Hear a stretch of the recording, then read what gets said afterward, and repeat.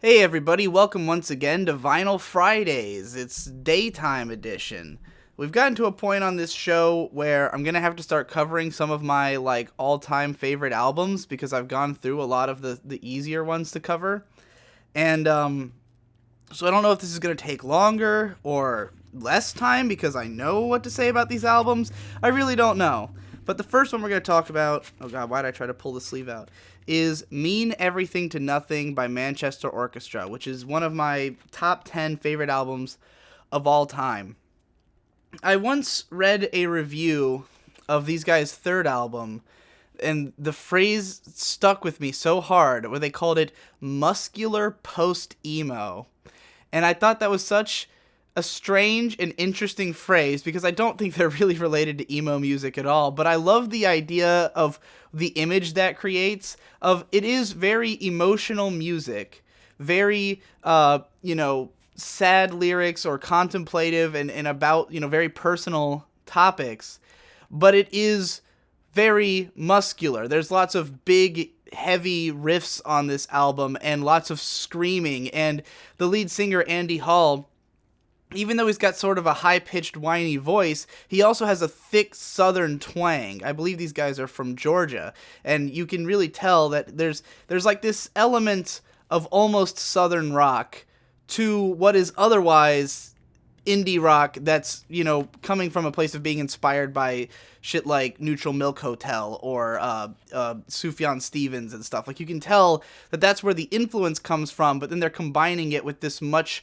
bigger, rawer sound. And that's really what appeals to me about it, because, I have a difficult time getting into the more, quaint, soft indie rock sort of ballads and stuff like Neutral Milk Hotel, which even when it has a punk rock edge is not really that heavy. And this is for if you grew up with alternative rock music and stuff, then you'll have an easier time getting into something like this, I think, than that, which I did myself.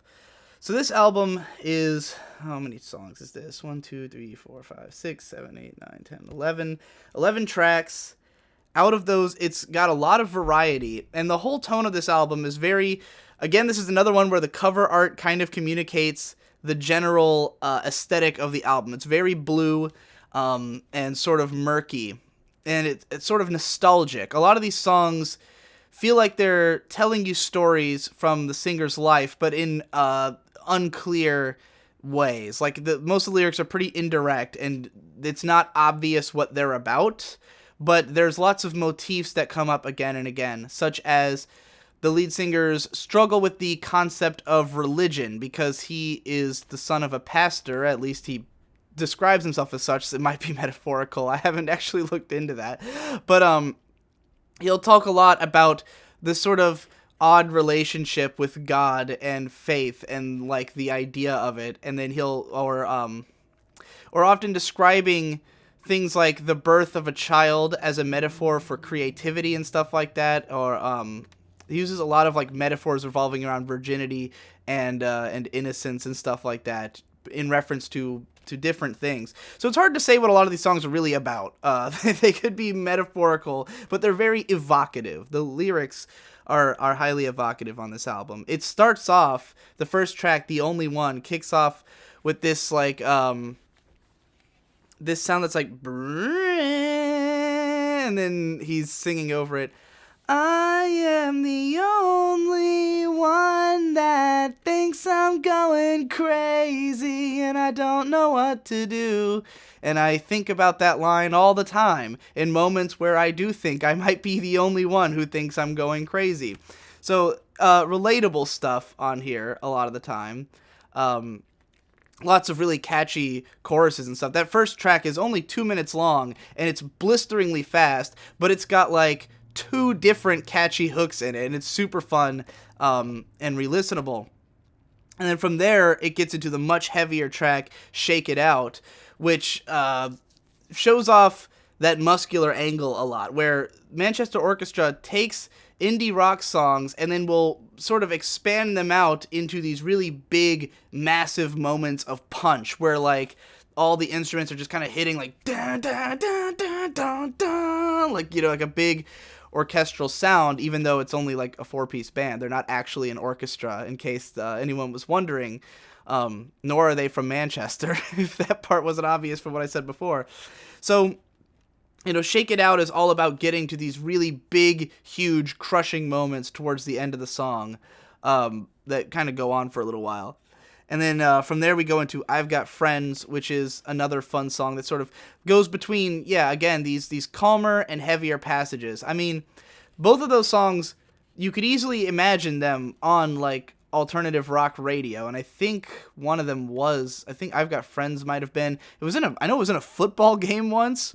Like, these are not super out there songs, and yet at the same time, Manchester Orchestra has a very distinctive sound. I don't think there's any other band that quite sounds like them. I did compare Hopalong's album Painted Shut to this sound in a few cases, and that's like the most similar I can think of, because it's this odd mix of like indie rock and that like folk indie influence, but being portrayed through an alternative rock lens.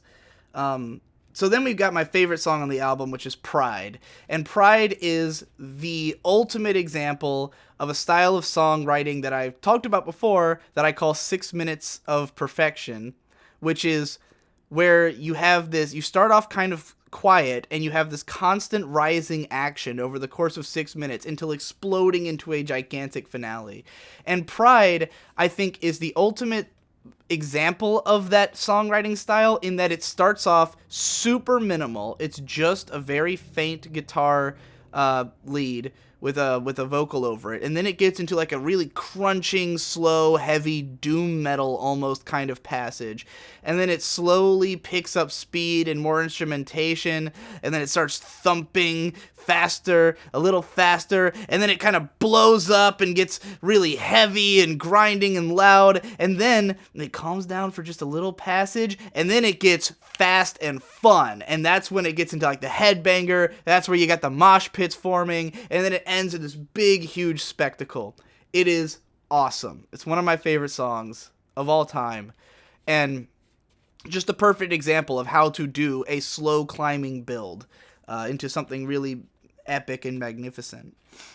From there we go to In My Teeth, which is much more of a sort of normal indie rock song. There's less of that unique poundingness to it, but it's still really good and catchy. Has some interesting lyrics. I think that's the one that seems to be about like well, you know what? I don't even want to get into it because I don't have the lyrics in front of me right now. The next song after that, though, is a really interesting one. It's only a minute and a half, mostly very low key. It's called $100, and it's this really softly plucked acoustic song where the singer is setting up a scene, and then at the end kicks into electric guitars. This very pained, lonely electric guitar just heavily strumming against the silence while he screams, "That's why I'm fine, I am fine, I am fine, I am fine, I just need $100.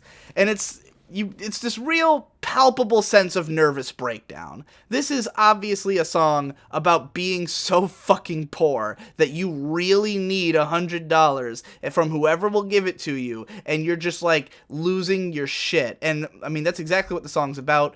The singer has described it as his dad, I think, had given him $100 and he lost it, and he realized he didn't have it on his way to the car with his wife. They were so broke that he just like melted down.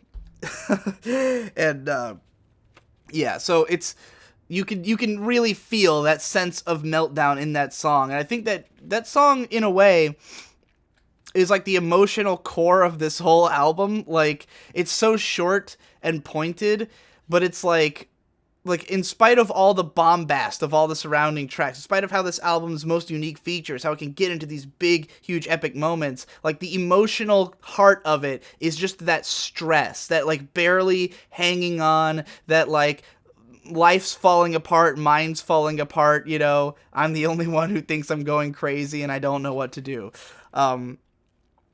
So from there we get into I Can Feel a Hot One, which is the slowest song on the album. It's a sort of sweet, little song. I enjoy this track as part of the album. It's not a song I would really listen to as like a standalone track or anything. It's sort of a slower and sweeter song that yeah, it makes a good resting point on the album. And this whole album has pretty great flow. All the tracks go into each other pretty well. It's a good album experience.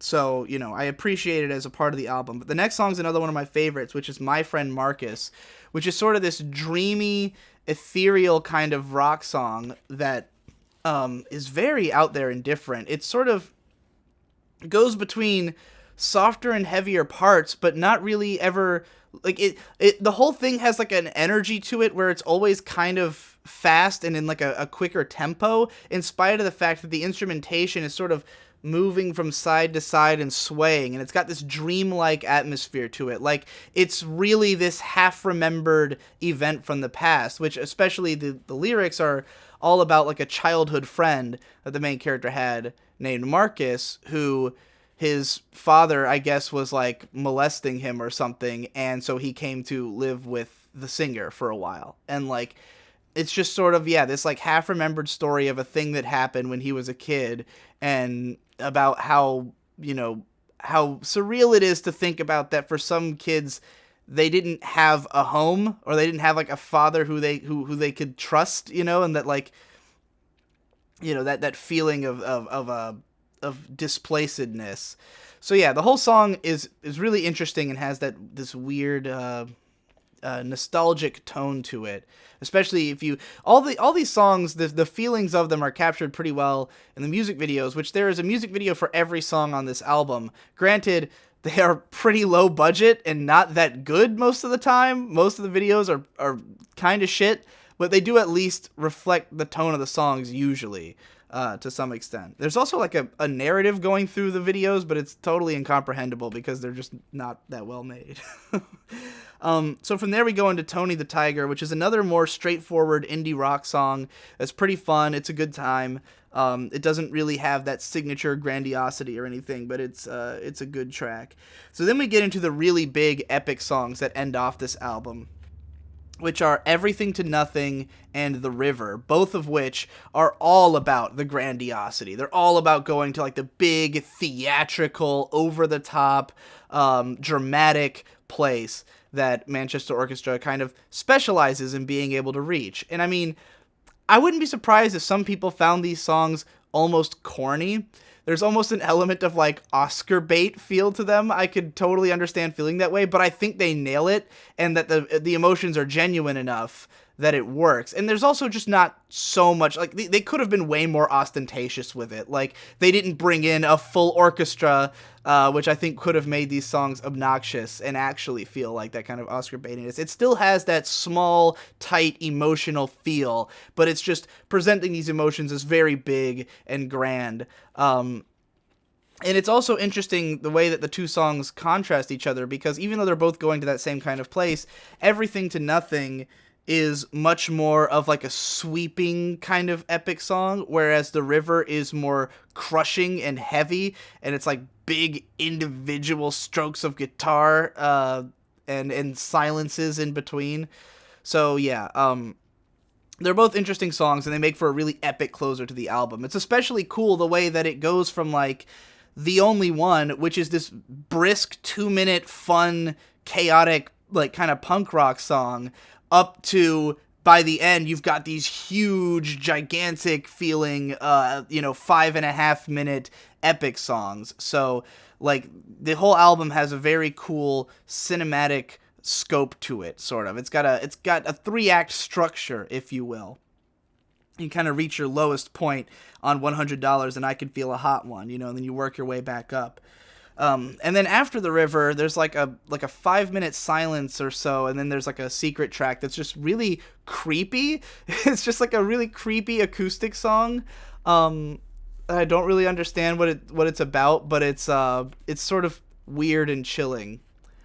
But anyway, yeah, like, this album, I think what I like about this is that it is very emotional, and you could call it depressing and sad. Like, when I first got my brother Victor into this band, he said he had he loves this album but has difficulty listening to it because it's so depressing.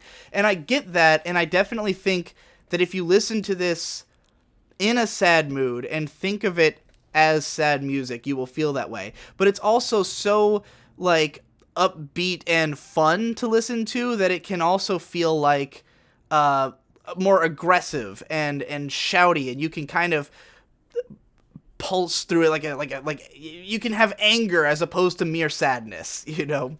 And I think that's why it works so well for me, because I have difficulty listening to music that's more wallowing, that's just sad, because that'll just make me lay in bed and not want to do anything. This is an album that I can be sad, but I can jump up and sing along and headbang to it at the same time, you know. So, and like, I can't listen to the song Pride without turning my speakers up all the way by the time I get to the end of the track. So yeah, one of my favorite albums. I really hope you'll give it a try and end up enjoying it. You know, it's a good time.